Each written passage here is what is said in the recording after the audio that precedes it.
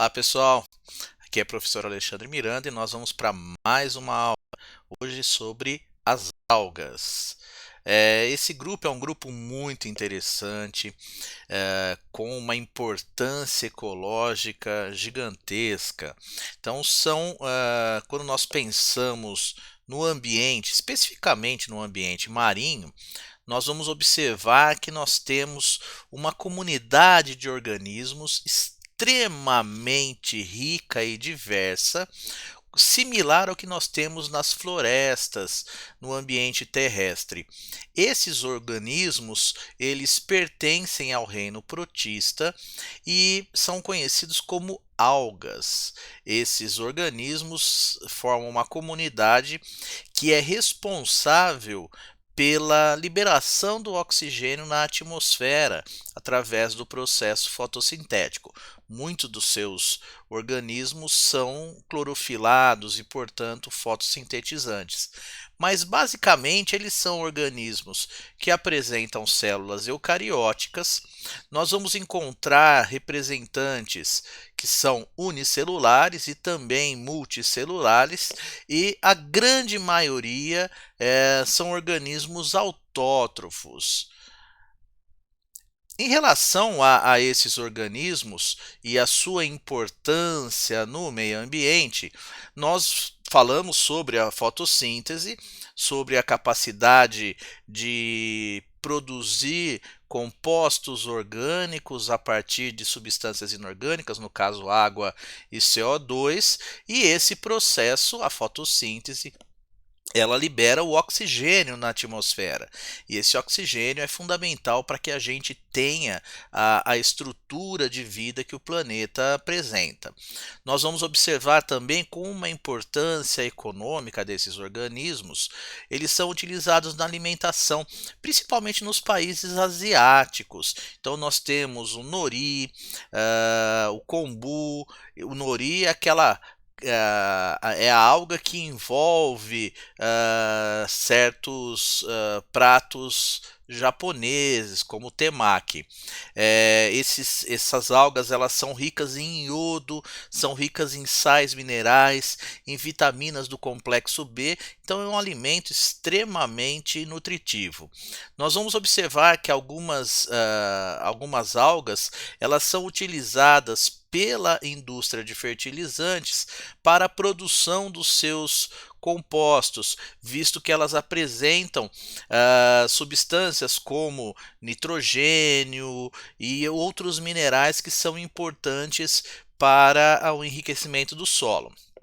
Nós vamos também ter algumas algas que apresentam na sua estrutura carbonato de cálcio, e essas algas participam da formação dos corais. E, finalmente, nós temos algumas algas unicelulares, que elas são utilizadas em estações de tratamento de esgoto para a quebra desses compostos tóxicos, justamente realizando um processo de decomposição aeróbia desses compostos tóxicos. Além disso, é interessante que a gente observe os locais que nós encontramos essas algas e também características que elas apresentam em relação ao seu posicionamento na coluna d'água. Então nós vamos encontrar as algas principalmente no meio aquático, tanto no dulcícola como no marinho. Porém, nós encontramos também algas em terrenos que são úmidos e muitas vezes até associada a outros organismos, como no processo mutualístico das algas com os fungos, formando os líquens. Mas se nós pensarmos no meio aquático, nós vamos ter algas posicionadas em locais diferentes na coluna d'água. A primeira que nós vamos abordar é o fitoplâncton. O fitoplâncton é uma comunidade de algas que vive livremente na coluna d'água. Elas não têm estruturas de locomoção, então elas fluem seguindo o sabor da movimentação da água na coluna. Então elas sobem e descem, elas acompanham as marés. Esses organismos são importantíssimos porque eles são fonte alimentar, é base de cadeia alimentar, e já que eles estão na zona fótica, são responsáveis também pela realização do processo fotossintético. Então, nessa imagem, nós observamos alguns organismos pertencentes ao fitoplâncton. Nós vamos também ter o fitobênton.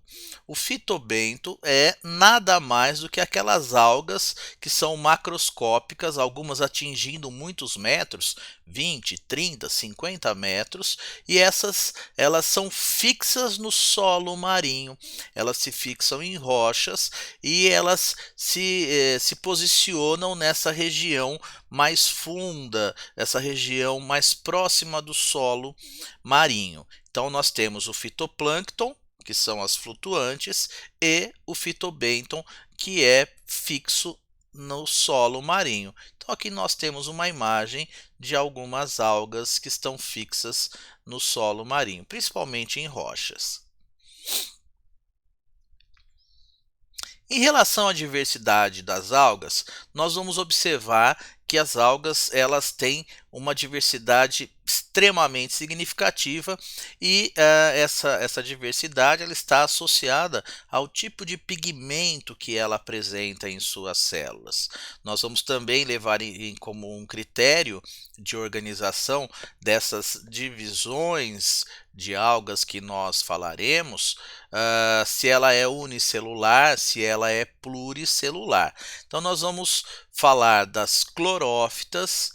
Lembre-se que para as algas comumente se usa o termo divisão, mas seria significativo ou tendo a similaridade com o filo. Então nós vamos ver a divisão clorófita, a divisão feófita, a divisão rodófita, a divisão crisófita, também chamada de bacilariófita ou diatomácea, a pirrófita, também chamada de dinoflagelado, e as euglenófitas. Então vamos começar pela clorófita. A clorófita ela se caracteriza por serem unicelulares, eles podem viver isolados ou de forma colonial, e também existem exemplares que são pluricelulares. Os compostos que eles apresentam como pigmentos, clorofila do tipo A e B, podem apresentar ainda caroteno e xantofila. Uma das características desse grupo é a coloração verde, que é o pigmento clorofila, que é o predominante nesse grupo. A parede celular ela é basicamente de celulose e esses organismos eles armazenam amido. E são essas duas características que levam os cientistas a acreditarem que as clorófitas elas são os ancestrais dos vegetais superiores. Então aqui nós temos um exemplar pluricelular, que é a uva. Aqui observamos uma desmidiácea, uma micrastéria ao final de sua reprodução. E aqui uma outra desmidiácea, o cosmárium. Já as feófitas, nós só encontraremos espécies multicelulares. O que é importante nós frisarmos, são organismos multicelulares, porém não formam tecidos verdadeiros. Isso é uma característica muito importante desse grupo. Nós vamos observar que dentro desse grupo nós vamos ter algas com um tamanho muito grande, algas que vão atingir até 60 metros de comprimento. Ela tem uma característica de ter uma cor castanho amarelada. Essa cor é em virtude de um pigmento que é a ficoxantina, que se encontra nos cloroplastos desse tipo de alga. O principal representante desse grupo é a laminária, que lá nos países asiáticos ela é conhecida como kombu e, como já disse anteriormente, tem um papel muito importante na culinária desses países. Então aqui nós observamos essa alga já após um processo de desidratação. aqui uma imagem mais próxima desse grupo. E aqui a laminária. Repare como ela tem uma dimensão bem grande. Lembra uma estrutura de uma folha, porém não é uma folha, isso é um talo. Já as rodófitas, nós vamos observar que elas são praticamente todas marinhas, em torno de 95% das espécies são marinhas. Nós encontramos essas algas em regiões tropicais e também em regiões temperadas, numa profundidade que varia entre 120 e 250 metros. São pouquíssimas aquelas que são terrestres ou de água doce. Vamos encontrar nesse grupo, além das algas que são autotróficas, algumas que são simbiontes ou até com um comportamento parasítico. Essa coloração avermelhada que elas apresentam é em virtude de dois pigmentos, a ficoeritrina e a ficocianina. Vamos observar também que ela é utilizada, algumas espécies são utilizadas como alimento, mas a sua maior utilização é na indústria química para a produção do agar.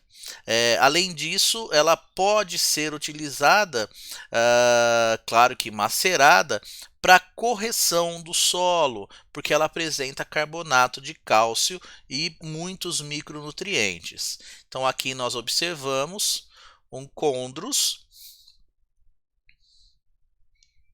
e essas algas são extremamente bonitas. E aqui ela no ambiente. Outro grupo muito importante são as crisófitas, também chamadas de bacilariófitas ou diatomáceas. Essas algas, elas são na sua maior parte unicelulares e nós vamos encontrá-las em ambiente marinho, a grande maioria, mas também encontramos em ambiente continental, em água doce.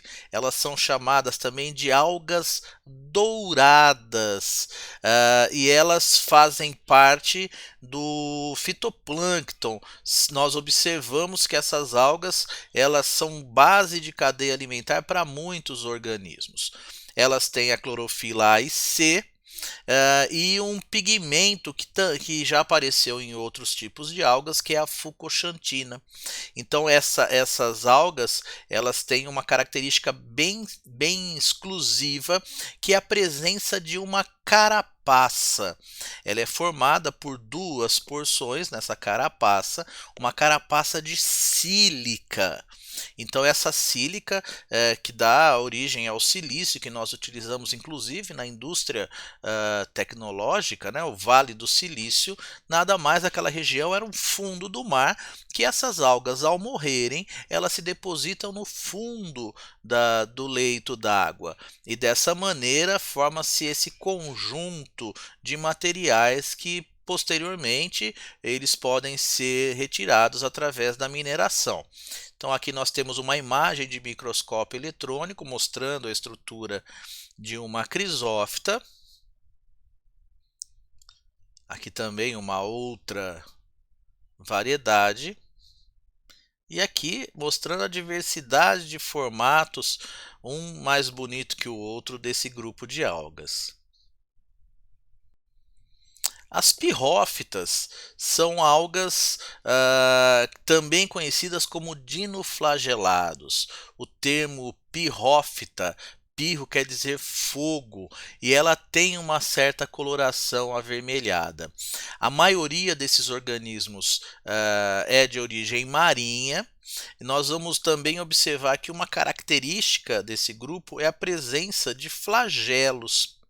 A parede celular é de origem celulósica, e nós vamos observar que essa parede ela sofre o endurecimento, que recebe um nome especial, lórica.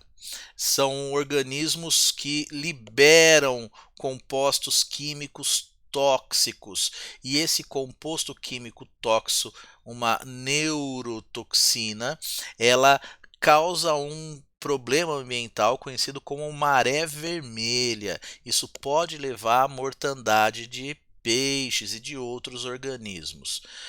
Uma outra característica também, especialmente da Noctiluca, é a bioluminescência.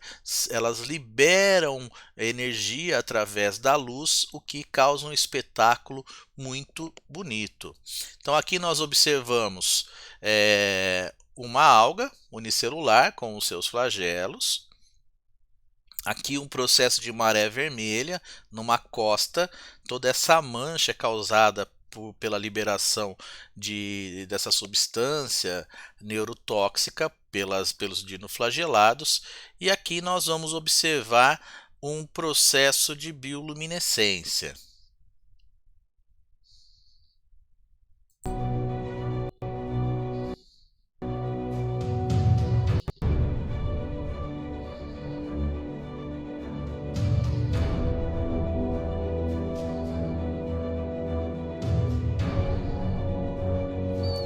Então, esse brilho que a gente observa nas ondas são as algas liberando energia na forma de luz.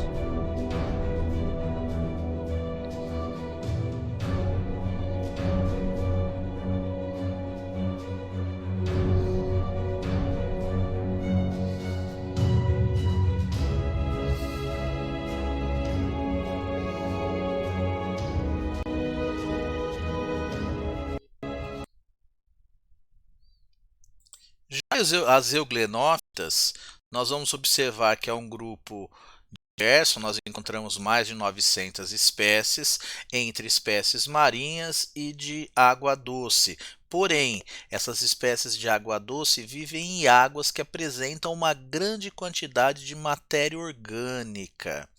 São sempre organismos unicelulares e de vida livre, então ninguém apresenta aí hábito parasítico.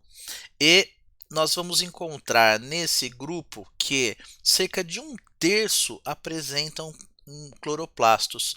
2/3 não apresentam, e elas têm a característica de absorver compostos orgânicos e realizar o processo de decomposição. Então, esse grupo, especificamente das euglenófitas, nós vamos encontrar a maior parte como organismos heterótrofos. Porém, o grupo mais evoluído apresenta a capacidade fotossintética, portanto, apresenta cloroplastos. Então, aqui nós observamos um exemplar desse com o seu flagelo. E aqui uma euglena, a mais conhecida desse grupo. Então aqui nós temos um quadro comparativo mostrando os diferentes grupos, os pigmentos que elas possuem, gêneros mais comuns desse grupo, como é a organização, se eles são uni ou pluricelulares, qual a substância de reserva, e a parede celular, qual é a substância química que compõe a parede celular. Para que a gente possa finalizar a nossa aula, vamos entender como ocorre a reprodução desses organismos. Ocorre em duas modalidades, que é a modalidade assexuada e a modalidade sexuada. Vamos iniciar então pela reprodução assexuada. Nós vamos observar que existem duas maneiras de ocorrer a reprodução assexuada nesse grupo. A primeira é a divisão binária, a cisparidade, que é a reprodução mais simples, nada mais do que um processo de mitose que efetuará a divisão da célula, formando duas células filhas geneticamente idênticas. É o que nós observamos nessa imagem. Uma única célula, que ao passar por mitose, formará duas células. E outro processo é a zoospia.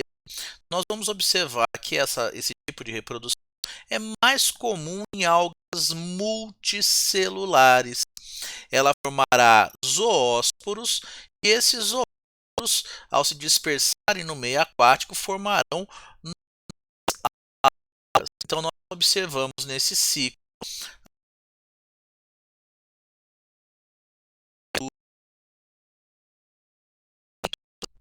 de zoósporos gerados no meio aquático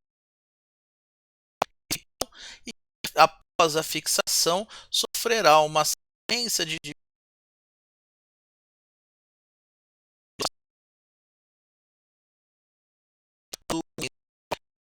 começará. Já a reprodução sexuada, nós vamos observar que muitos deles produzirão gametas, e esses gametas originarão os zigotos. O zigoto, já que ele é oriundo da fusão desses gametas, ele começará a sofrer meiose, produzindo zoósporos. Cada uma dessas células originará uma nova alga, porém uma alga haploide, visto que a meiose ela é chamada meiose zigótica. Esse ciclo nós chamamos de haplobionte, ou também chamado de haplonte. Ocorre a meiose zigótica. O zigoto é diploide e formará células haploides. Então, nós observamos isso nesse ciclo. Repare que nós temos organismos haploides, ocorrerá uma união entre eles com uma plasmogamia e posteriormente uma cariogamia, formando o zigoto, que é diploide. Através de uma meiose zigótica, nós teremos a formação de organismos haploides. Aqui 4 organismos a partir da meiose do zigoto, e o ciclo continuará dessa maneira. Então repare que nós temos aí a forma do organismo é haploide. Então o organismo vivente ele é haploide. Nós vamos observar que a maior parte das algas multicelulares apresenta a alternância de geração, ou também chamado de ciclo haplodiplobionte. Nós teremos então nesse ciclo formas estruturais do mesmo organismo numa versão diploide e uma versão haploide. Então nós observamos nesse ciclo a presença de gametófitos haploides. Aqui colocando a quantidade de cromossomos para nós identificarmos melhor. 13 cromossomos. Essas estruturas dos gametófitos formarão os gametas, também com 13 cromossomos. Os gametas se fecundarão formando um zigoto diploide. Esse zigoto diploide ele germinará formando um esporófito diploide. Repare que uma outra forma do mesmo organismo, porém agora ela com 26 cromossomos. Na estrutura desse organismo ocorrerá meiose para a formação de esporos haploides. Nós teremos aqui uma meiose espórica. Os esporos, cada um deles originará um gametófito também haploide. E dessa maneira fecharemos o ciclo. Então repare que no ciclo haplodiplobionte nós temos um organismo haploide e um organismo diploide. E um caso especial e interessante que pode ocorrer com esses organismos quando nós pensamos em reprodução sexuada é que algumas algas que são filamentosas, elas têm o pareamento entre organismos, entre dois filamentos, e entre esses filamentos pode ocorrer a formação de um canal. Por esse canal, as células que são haploides vão se juntar e ocorrerá a fusão dessas células. E a partir desse momento, nós vamos ter um organismo que formará um zigoto diploide que, por meiose, formará um novo filamento haploide, como nós observamos aqui nessa imagem. Repare que os filamentos adultos eles podem parear. Esse pareamento ocorre uma passagem, a formação de um canal de ligação em que a transferência de citoplasma. A ponte de conjugação permite essa transferência. Ocorrerá a fecundação esse zigoto passará por meiose, então uma meiose zigótica. A partir dessa estrutura formará filamentos haploides. Então é isso, galera. Essa foi a nossa aula sobre algas. Espero que vocês tenham curtido. Vou deixar lá na descrição do vídeo o link dessa aula que vocês podem encontrar também lá no Prezi. Beleza? Se inscrevam no canal, curtam os nossos vídeos para que a gente possa fazer mais. Valeu, até a próxima aula.